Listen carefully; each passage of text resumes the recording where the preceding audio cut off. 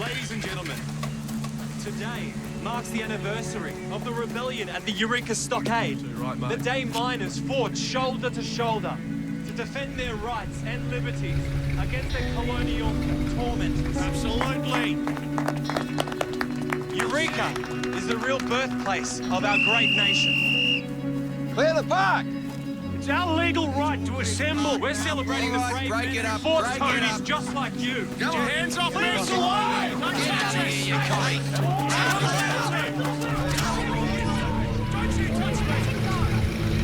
Get off the way! Hands off me! Hands off me! Move away. Don't.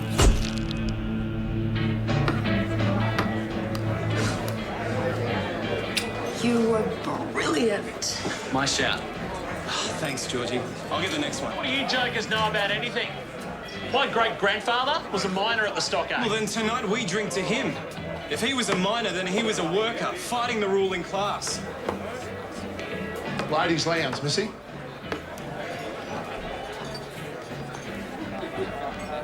I'll bring your drinks through, Wendy. That's from the lad down there, sir.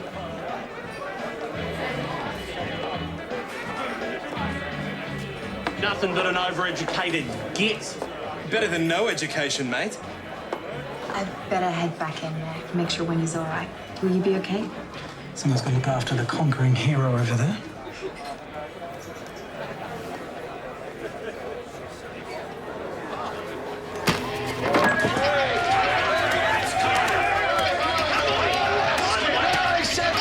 Glass drinks! Now quieten down or get out! This isn't over.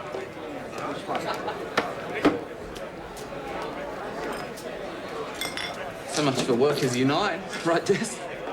You'll come round. How about another beer? Yeah. To Eureka, Georgie. Eureka.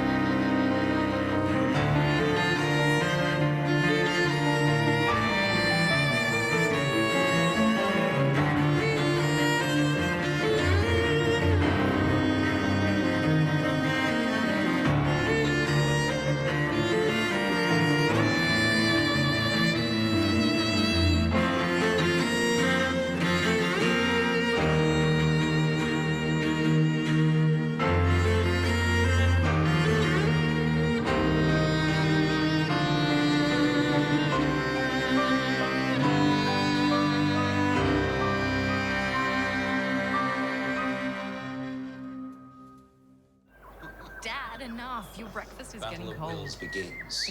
Finally, Maureen says, I know you want her to try new things, Martin, but this is ridiculous. She's 5 years old. What's your excuse?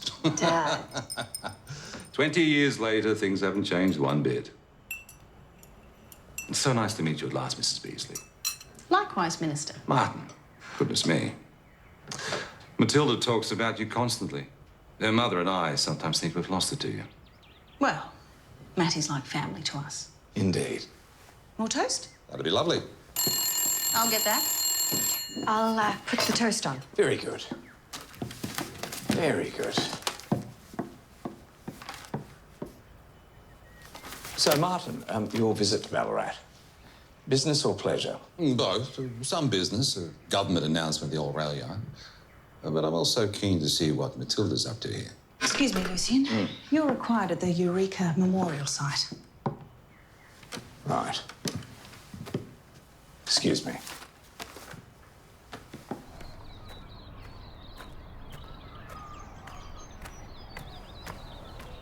Charlie? Bloke was part of the protest we cleared out of here yesterday. And we also found this, just over there. There's nothing in it. Name's Des Sommerville. Girlfriend found him. Wendy Smith. Des Sommerville, you say? If you just check the body, Blake, we'll take it from there. Certainly, Bill, whatever you say. Bloody troublemakers. University students from Melbourne, staying over on Stall Street. Oh, I see. Well, I can tell you this. Young Des was punched in the face. Looks as though he's fallen backwards onto the steps, hitting his head. And curiously, very little blood. Robbery gone wrong, you'd reckon? Hard to say at this point. Well, you let us know if you need any help working it all out then. I'll take the girl back to the station. Boss will be wanting to talk to her. Yeah, old Bill Hobart. Ever the charmer. Charlie, did you see here? Just on his arm. I'd say that's a bite mark. Looks like it. Hey, Doc. Maddie. She was here yesterday. Yes, I know. And thanks to this morning's newspaper, so does the whole of Ballarat, I'm afraid. No markings on the knuckles, but abrasions on both elbows. The bite mark on his arm? I've taken a dry saliva sample. It may take a day or so before we have the results. Just the one blow. Yes, to the cheek, where I suspect we'll find a fractured zygomatic arch. I'll need an X-ray to confirm that. Yes, of course. Back of the head? Quite a large laceration. There would have been substantial blood loss. In which case there should have been more blood at the site, even allowing for the cold night. What were you doing wandering around the memorial that night, eh? Are you talking to me or him? Oh, Alice, I'm sorry, him. Would you mind bringing over some tweezers and a bowl, please? Thank you.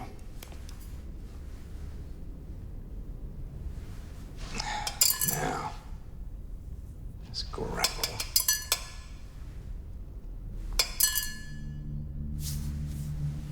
Doctor? You're going to have to excuse me for a bit. I need to check something.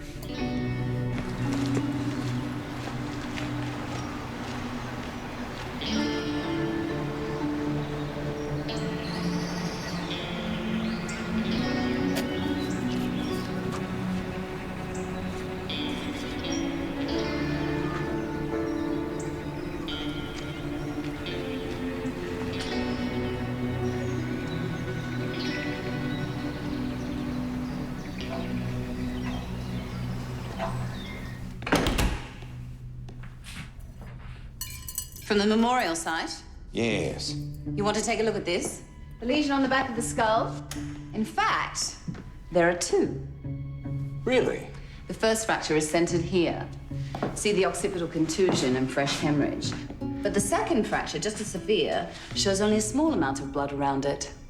The first lesion was the fatal injury, and the second... Caused by a step or a plinth. ...was post-mortem. Which explains the lack of blood at the scene. The body was moved, and the gravel from the memorial site definitely doesn't match. I need to pinpoint the actual murder site. Any suggestions? Well, I'm not an expert on gravel, but assuming the person who bit him was also his killer, you could saliva test every potential murderer in Ballarat. And short of that, no, nothing, I'm afraid. Miss Smith, did anyone have any reason to want to hurt your boyfriend? A man attacked us at the pub after we were forced from the Eureka site. Which pub? Pig and Whistle. The attack, was it inside or outside the pub? It started inside, and then the publican, he called for the swill, and I thought it was sorted, but some people followed us outside as we were leaving. Everyone was involved from what I could tell. So ridiculous. What is, Miss Smith? When we organised this, Colin Doyle warned us. He said the locals don't take kindly to our type. What type is that?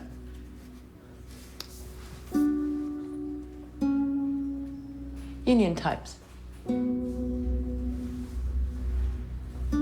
How long had you and Des? A year.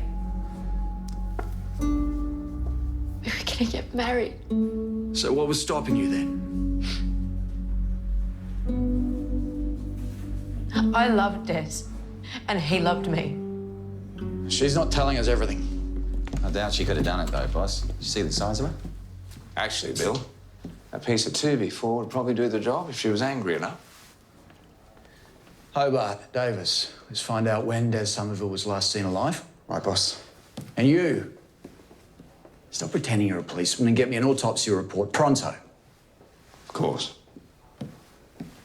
Yes, Sergeant. Excuse me, boss. I don't get it. Why don't you just sack him? Because, Bill, if it was that easy, I would have done it already.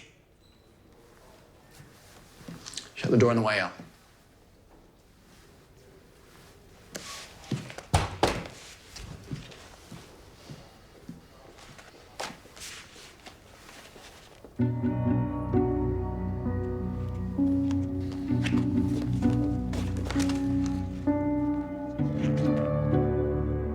Oh, he was here, all right. He bought Ken Farmer a beer and copped an earful from Quinny, going on about Eureka.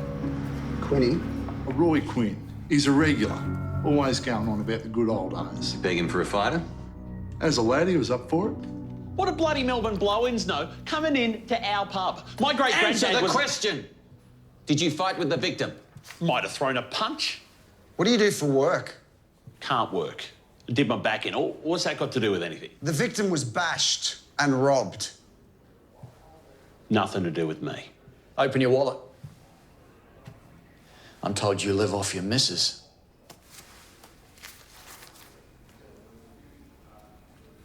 Police resources are stretched, and our time is valuable, more valuable than yours. So keep that in mind, Blake.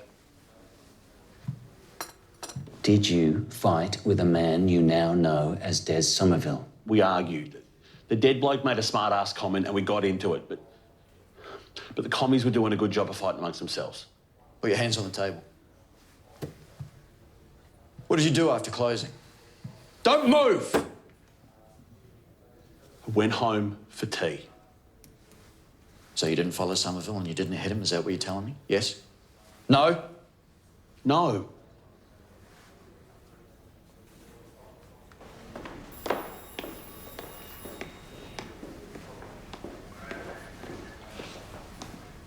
What do you want now? Des Sommerville died at least 8 hours before he was found this morning. And I am positive he wasn't killed at the memorial. Also, there's a bite mark on his arm. We can't explain it yet. Superintendent, I simply can't, in good conscience, sign off on that report. Not yet. You think I don't know how often you do this, Blake? Do what exactly? You stall. You don't sign off on your reports, then spend 2 or 3 days using that as an excuse to do whatever you want, wherever you want. Superintendent, there is still... Today. Not tomorrow, not the day after. You have that report on my desk by 5 p.m. That's fine. I'm off to the rail yards. You talk to everyone who was at the Stallwell Street house last night. And talk to that bludger Quinn's wife. Right, boss. I'll be back shortly.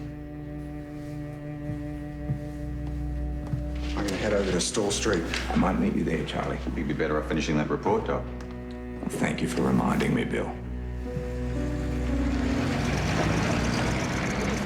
What the hell are you thinking? I mean, have you seen this? Have you looked at the headlines? Have you got a brain in that head? I mean, I'm paying you a lot of money. You've just got to get your back together. Here for the speeches, Doctor. I thought I'd come and see what you're up to. You've seen this, I suppose. Yes. You ready, Minister? Well, if you finish tearing strips off your nephew, Ken Farmer, Lucian Blake, my daughter boards at Dr. Blake's house. Mr. Farmer. Well, I'll go up and introduce you. Martin, I was just as shocked as you when I saw it. I had absolutely no idea. Thank you for coming. Ken Well, it doesn't matter what I say. She never bloody listens. Ballarat resident. I'm pleased to welcome Minister for Industry and Commerce, Martin O'Brien, to tell us all about Think Big. Think Ballarat.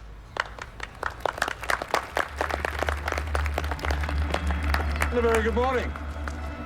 I'm honored to be in your fine city today.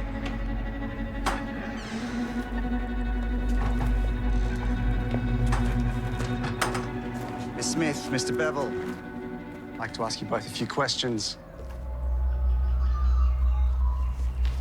Who was here in Mr. Doyle's house last night? Just those of us here from Melbourne. And Mr. Doyle, of course.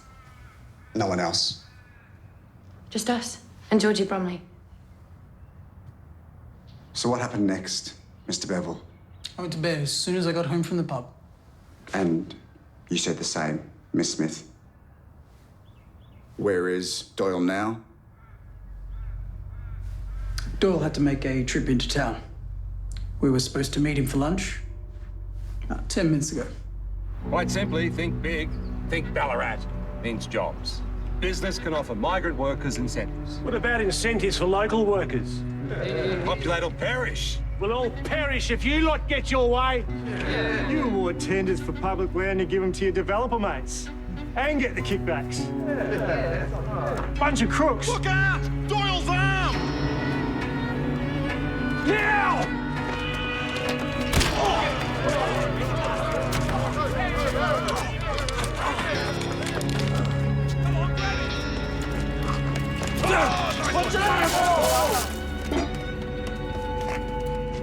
Well, ladies and gentlemen, as much as we value our democracy, even fight wars for it, freedom of expression can, on occasion, be one of its burdens.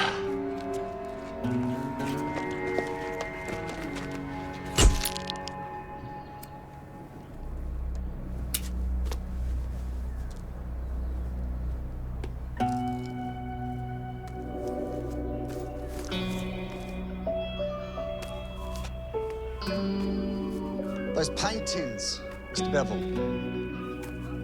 Taking them to your lunch with Colin Doyle, were you? Charlie. Missed quite a show at the old rail yards, I tell you. Goodness, that looks nasty.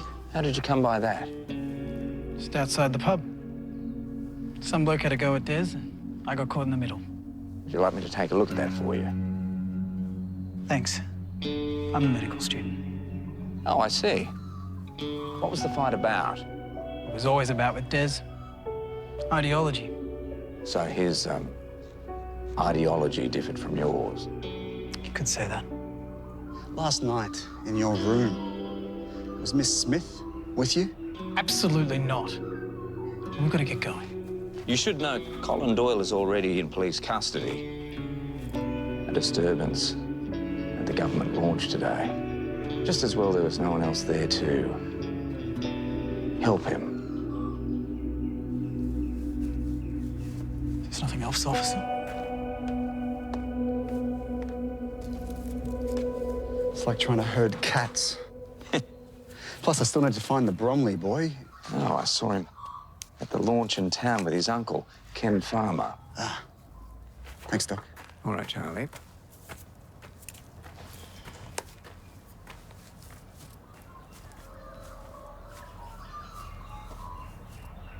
You right? Saliva and gravel. All I've got to go on.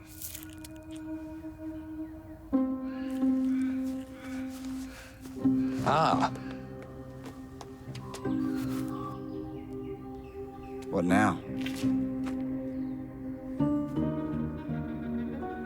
Bike tracks. Charlie?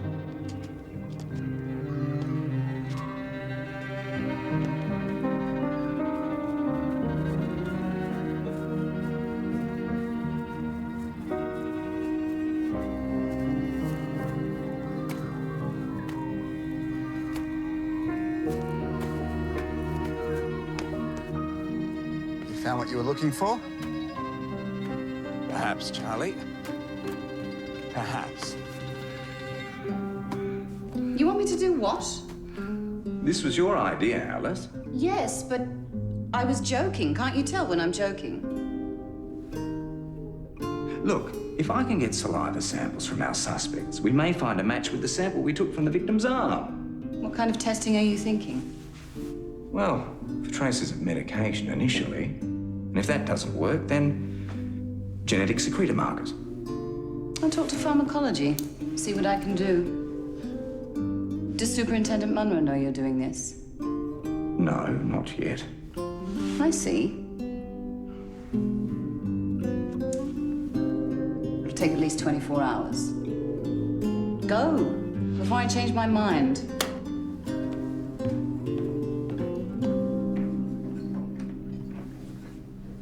Thank you, Charlie. Well done, Sis.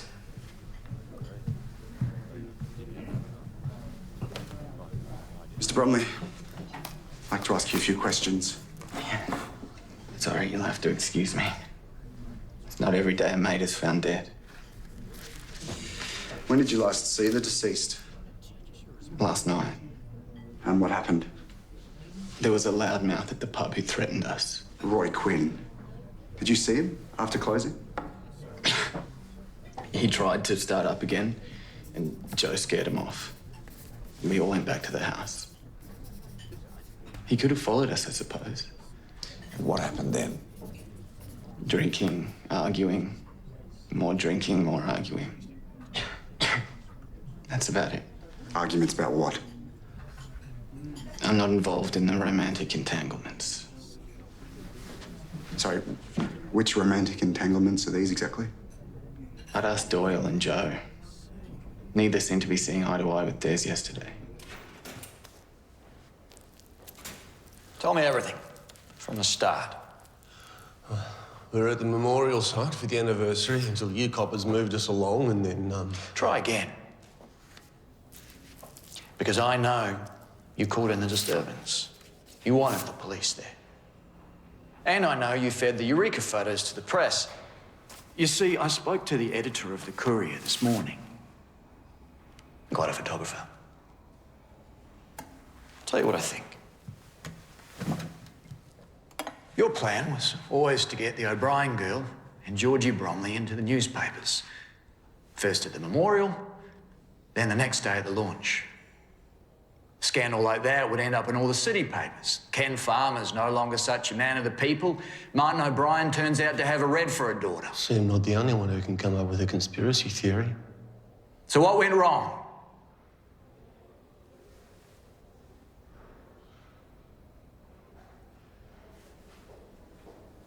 Mr. Doyle, would you mind just holding still for me for one moment?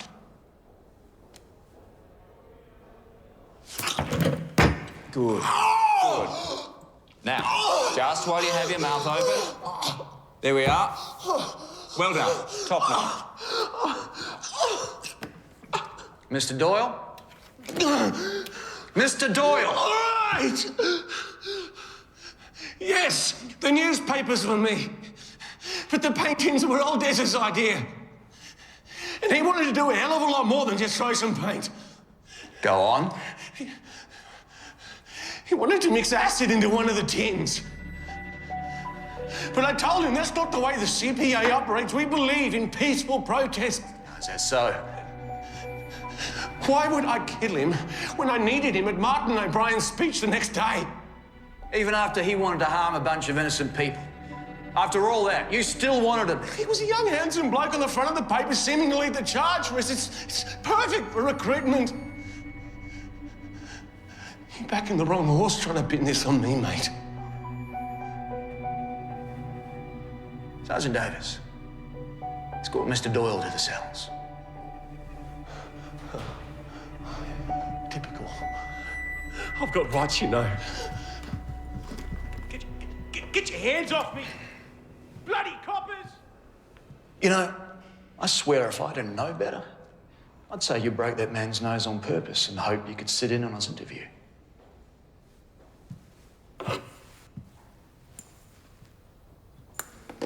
Superintendent, your report, everything we've been able to confirm thus far. It's about time. You can thank your wife for being released. You shoot your big mouth off again, you'll be back in the cells, understand? Sergeant Davis, status of Mr. Doyle's two accomplices this afternoon. Charged, sir, with breach of the peace and public safety. They'll appear in court next week. Very good.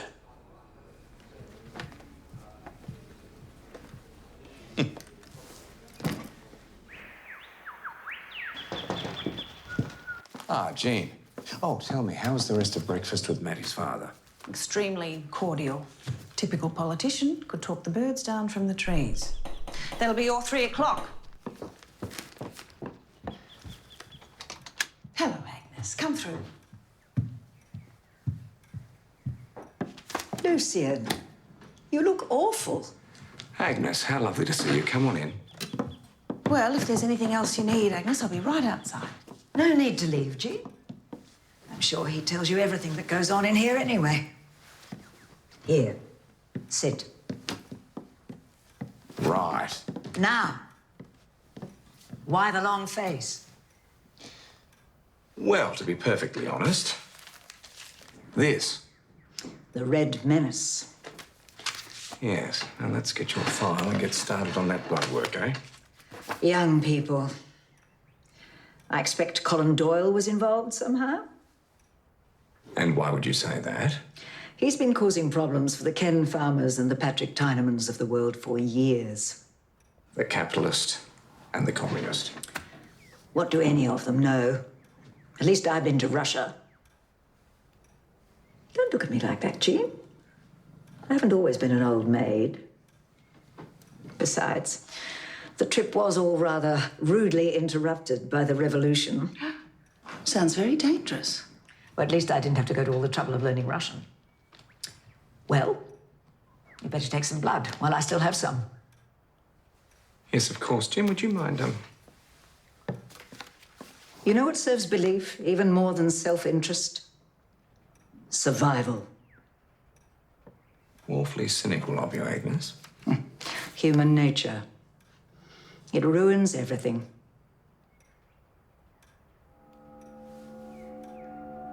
You really think whoever it was could have moved the body on a bike? There's only one way to find out. You ready? Yeah. And listen, how did you get on with those paint tins? No trace of acid in any of them. Doyle was released several hours ago. Sorry. Can we go back inside now? Yes, of course. It was worth a try, though. That was Constable Simmons. There's a disturbance at Colin Doyle's. I don't suppose you're riding the bike there. It's in Ballarat. Stays in Ballarat, mate. Okay? Get used!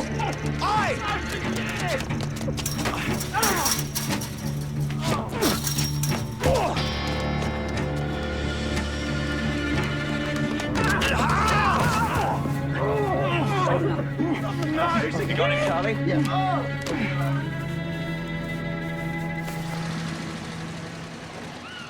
It was supposed to be a Eureka picnic. I didn't expect Charlie to charge in and make a scene. Yes. Thank you, Jean. Maddie, you should know. Doyle made sure the police would be there.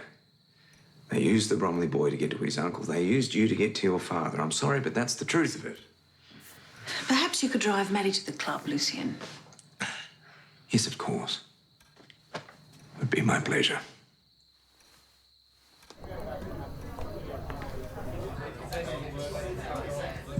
Here.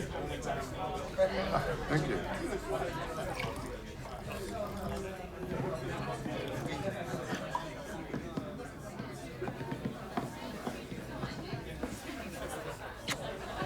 I thought you got lost.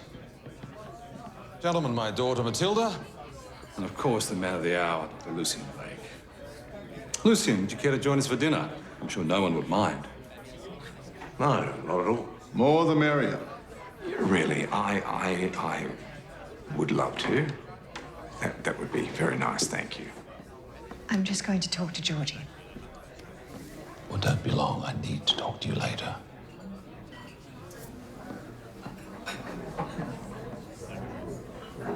A terrible business for them. Yes, and you had to run the story on the front page, Patrick. Oh, I'm sorry, but a dead commie in the park is a much better headline than a political slogan at a factory. Why can't people like that Damn fool Doyle's see that all this is for the long-term growth of Ballarat. The long-term growth of Australia, Ken. The good of the Commonwealth, eh? Stick to the surgery, Blake. Speaking of communism, you were recently in China, weren't you, Blake? You have a daughter there, if I'm not mistaken. Yes. Yes, I do. Beautiful girl. And a fascinating country. Completely foreign in every way. And what about you, William? You see much of the world during your war service? Serious injury prevented the War Office accepting me, unfortunately. Bullet wound in the line of duty. Pity. And travelling really does broaden the mind. How is your shoulder anyhow, William? Georgie, they used us. That's why they invited us, to embarrass our families. No. I'd believe it of Doyle, maybe. But Des wouldn't do that to us. Dinner is about to be served, Miss O'Brien.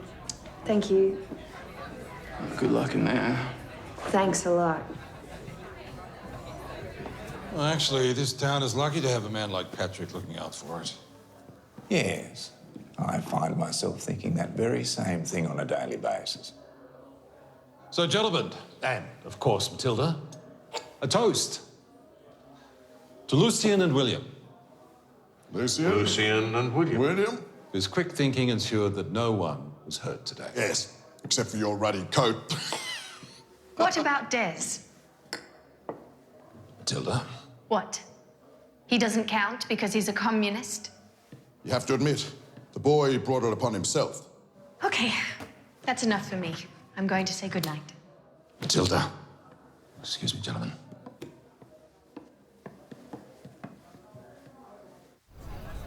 Communist, Matilda. Have you taken leave of your senses? I am in Ballarat on government business, and there you are at a communist rally, being run off by the police. Splashed across the front page of the newspaper, no less. Dad, it was perfectly innocent. Innocent? In what way? I met them at the rallies during the Melbourne Peace Congress earlier this year. They are my friends from university. Yes, and your so-called friends tried to attack me today. Dad, I had no idea Their intentions are violent and dangerous. Sweetheart, do you think I enjoy spending my time keeping you out of secret files? How do you think that reflects on me? You keep files on people? You're so naive, girl. No, don't talk to me like that. I am not Mum. Do not bring your mother into this. No, why not? You dragged me along to that ridiculous dinner just like you do to her. I don't know how she puts up Marriage with it. is about compromise and sacrifice, something you know nothing about. Oh, and what have you ever sacrificed for Mum? I think you should go home, get to bed.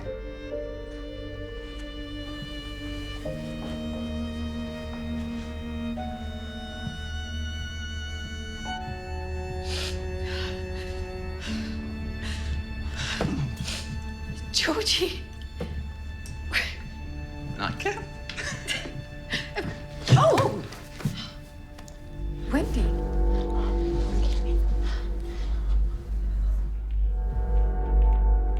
Unusual crowd for you tonight, is it? Ah, very. And as you'd requested, Mr. Farmer's glass from the dinner table. Excellent, yes, thank you. That may be of interest. Mr. Farmer met the murdered lad in here yesterday. Is that right? And don't look now, sir, but over your right shoulder. Scotch. Need thanks.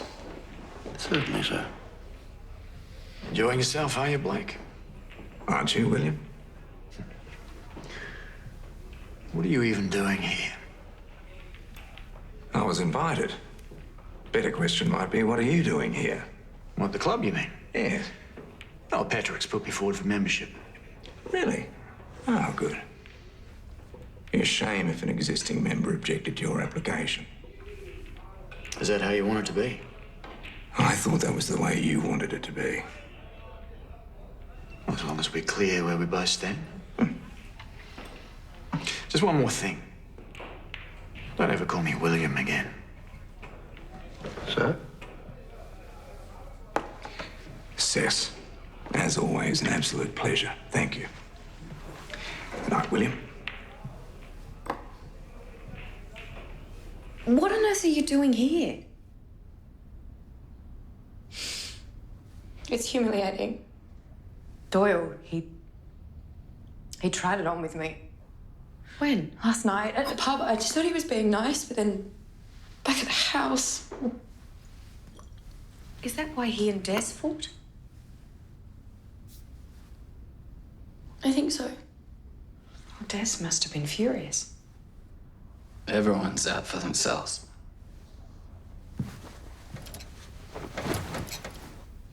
Maddie. Des wasn't furious. Not at all. In fact, I don't think he even cared. I yelled at him. I told him I never wanted to see him again. It was only when I was at the station I remembered he had all that money. I'm so sorry, Wendy. I slept there all night. I was coming back to collect my things in the morning when I found him. He was just lying there. And all I could think is, I wish I'd killed him myself.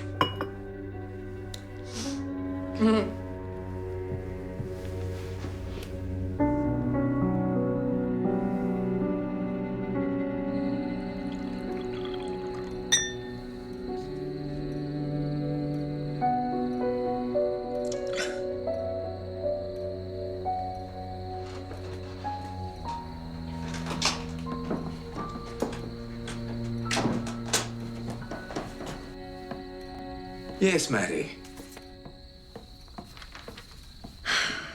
What a disaster. Listen, when I was your age, I struggled to understand my parents too. Now, take dogs, for example. All right. Dogs? Yes, dogs. I always thought my father hated dogs. Well, he didn't. Turns out he loved them. He only got rid of our dog, Rosie, because my mother was allergic. I never understood. I don't understand my mother at all. And my father. Every time we have the same argument. And every time I just end up sounding like a petulant teenager.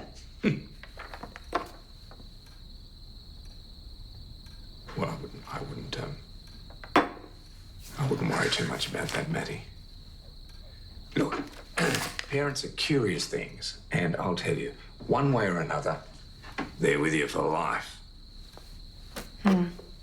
Well, maybe things will look a little better in the morning. Cheers to that.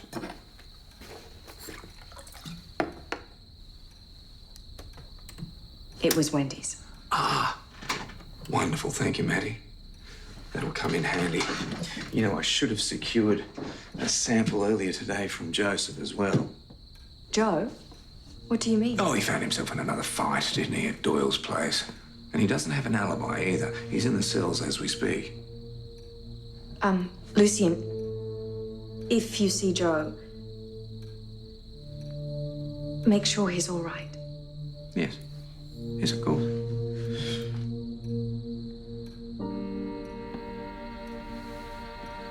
Good night, Lucien. Good night, Matty. Yeah, it's obvious Blake's hiding things. It's like he can't help himself. Yeah. Yeah, he trusts me. For now, at least. All right. Will do.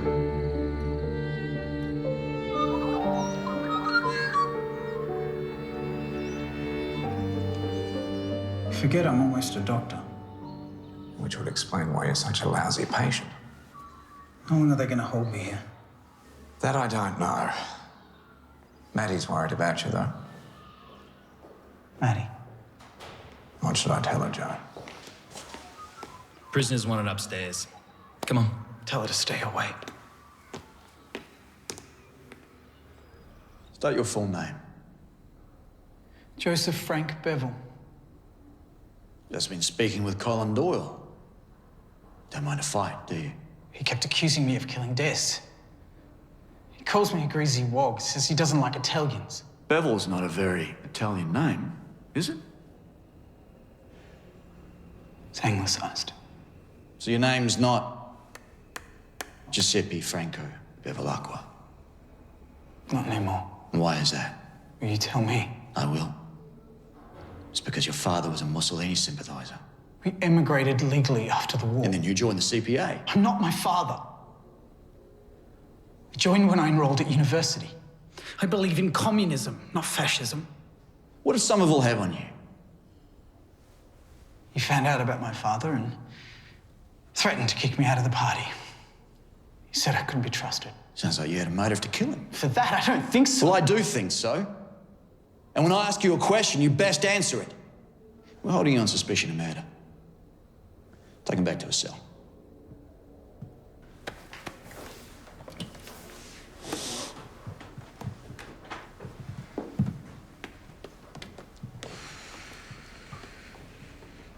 Solid confession to settle this. Have a private chat with him, Davis.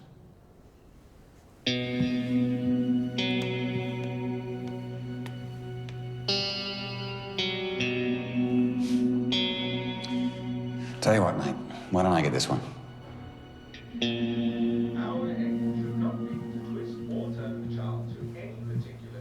Lucian, what's happening?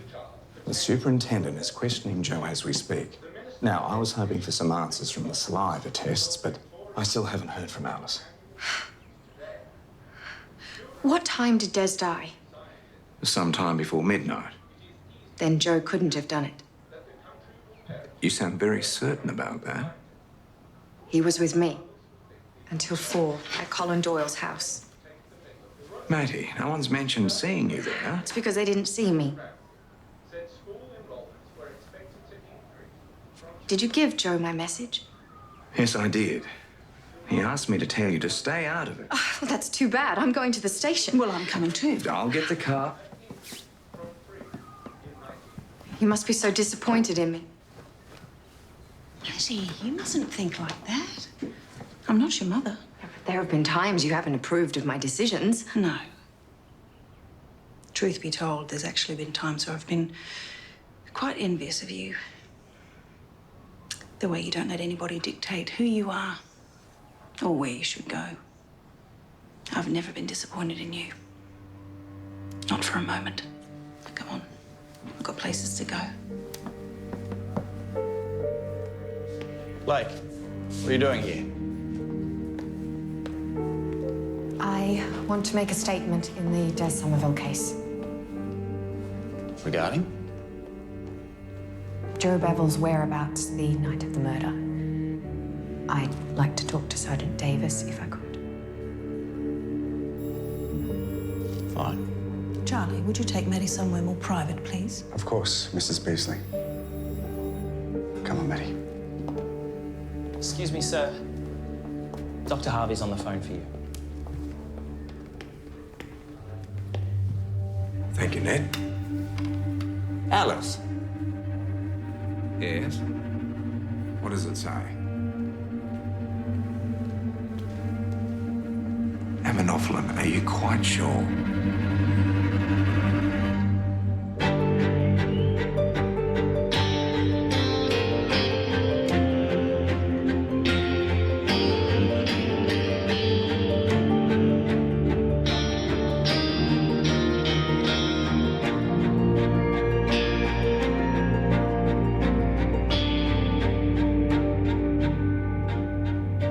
There's a 3 o'clock train. And you could have told us you had an alibi. I can't believe you didn't say anything. I figured you'd come forward before it came to the gallows. At least I'd hope so. You're a gentleman. Don't tell anyone.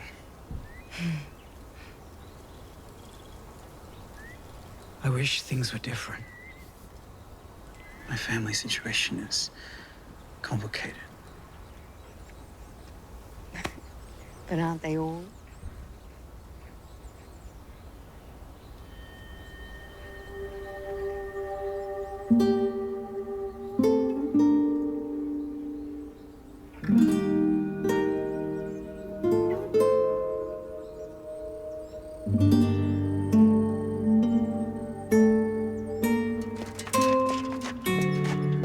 You again? Thought I'd exonerated myself with the coppers. As far as I know, you have. Tell me, do you own a wheelbarrow? In the back. Good. Mind if we take a look? Why? Come on, humour me. Anyhow, if you didn't kill Des Sommerville, what have you got to lose? Wait here.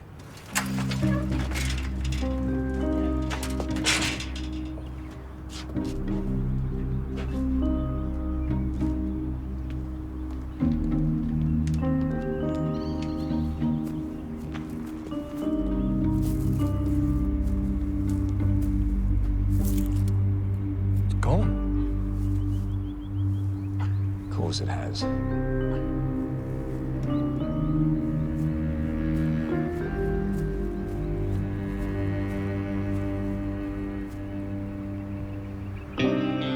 Ah, Eureka. Doc? Here, Charlie. What have you found? Just bear with me one moment.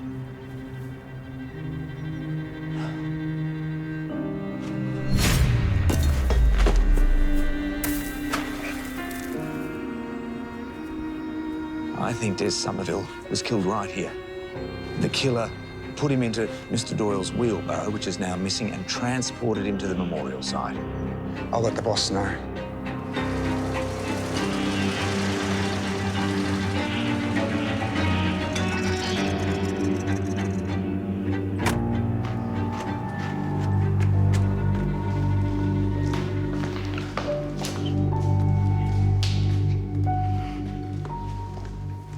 Georgie.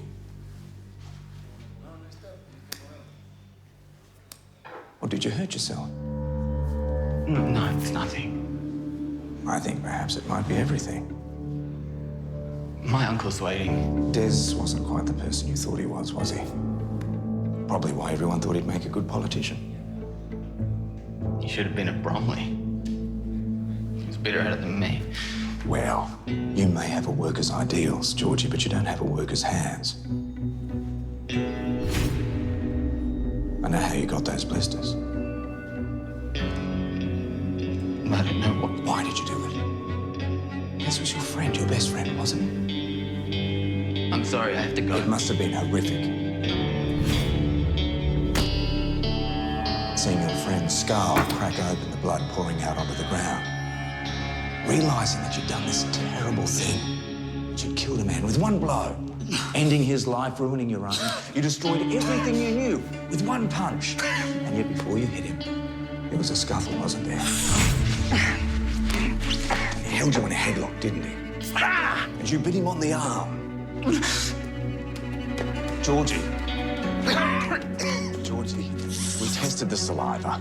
It contained traces of ammonophyline. That's the active ingredient in your asthma inhaler. He was using me. He even said so. He laughed in my face and called me a pathetic rich kid. As soon as my money stopped, he just threw me away. He was playing everyone, Georgie. Now, after you struck him, you moved the body, didn't you? Georgie, stop. Don't say another word. Mr. Farmer, you knew the whole time, didn't you? Georgie was cut off weeks ago, but you'd been protecting him ever since Des was killed. Buying him off the same way you were trying to buy off Des. You're as fanatical as them, Blake. Come on, Georgie. Is it true? Come on, I said. Did you pay Des? You'll be running forever, Georgie. Shut up, Blake. No, why don't you shut up?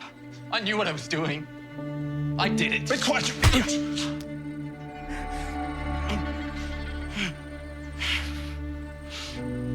I want to confess to the murder of Des Sommerville. Sergeant. William, there's been a terrible mix-up. There's nothing to worry about here.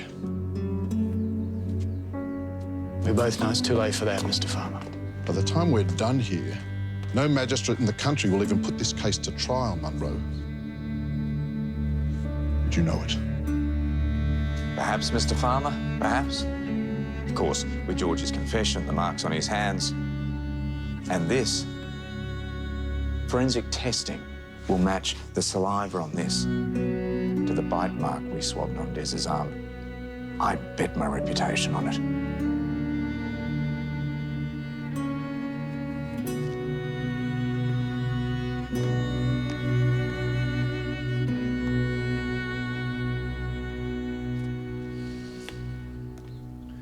Saliva testing. And when were you going to tell me about that? I did try to tell you, Superintendent. But you didn't want your report in 2 days' time or 3 days' time. You wanted it now.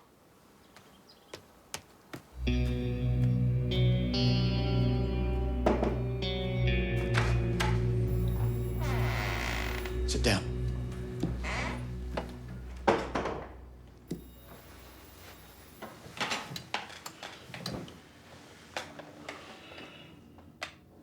You have good instincts, Davis.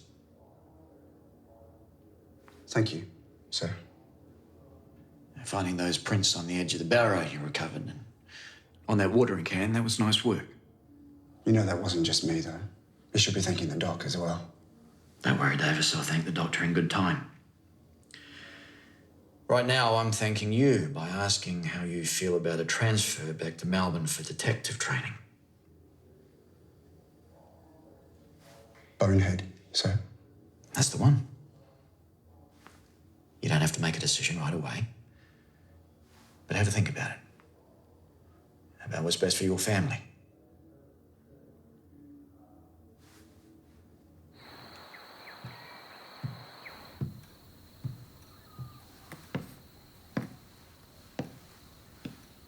Matty, your father's here.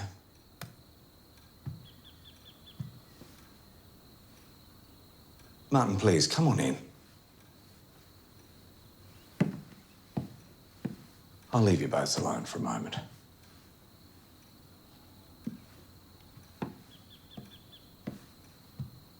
Right, well, I'll get straight to the point. Your mother and I feel that it's time that you came home to Melbourne. My work is here. We can change that. But I like it here. And I'm studying for my degree. It's social work, Matilda. It's time for you to settle down. Think about children, marriage. I'm not sure that's what I want. What on earth do you want? I don't want us to keep having this same fight over and over. And neither do I. Your mother and I, we miss you and we worry about you. You don't have to. I'm perfectly safe here. It's not that, Matty. Being a parent, raising you is the most important thing that I've ever done, and I'd hate to think that you might miss out on having that for yourself.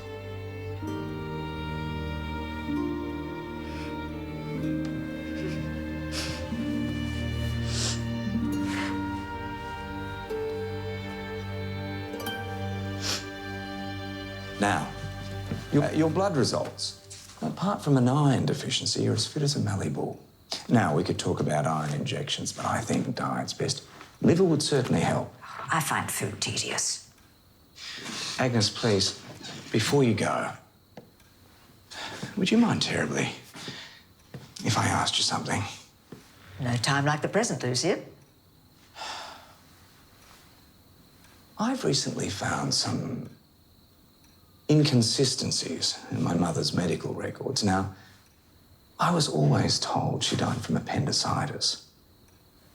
I'm not sure that's the truth. Lucian, sometimes if you dig, you find there's a reason something was buried in the first place.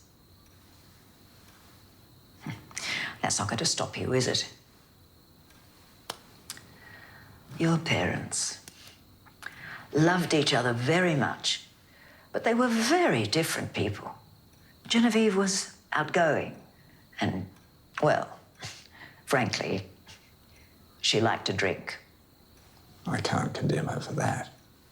It was the drinking that killed her, Lucian. Diabetes, you see. One night they were at a party. Genevieve was having a nice time. Too nice a time, as it turned out. Thomas found it tiresome and he left. It wasn't a problem. He often did that. She overdid things by quite some margin. And before anyone could do anything, she was gone. Diabetic coma, I was told. No one ever told you? No. But thank you, Agnes, thank you. I suppose I'm just a bit... I feel as if I didn't know them at all.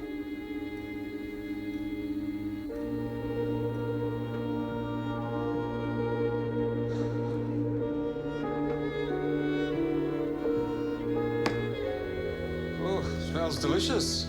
Well, Jean's a great cook. Well, the proof is in the tasting. Lucian, are you all right? Yes. Yes, of course. Looks wonderful, Jean. Thank you. Right. Here's for some chook.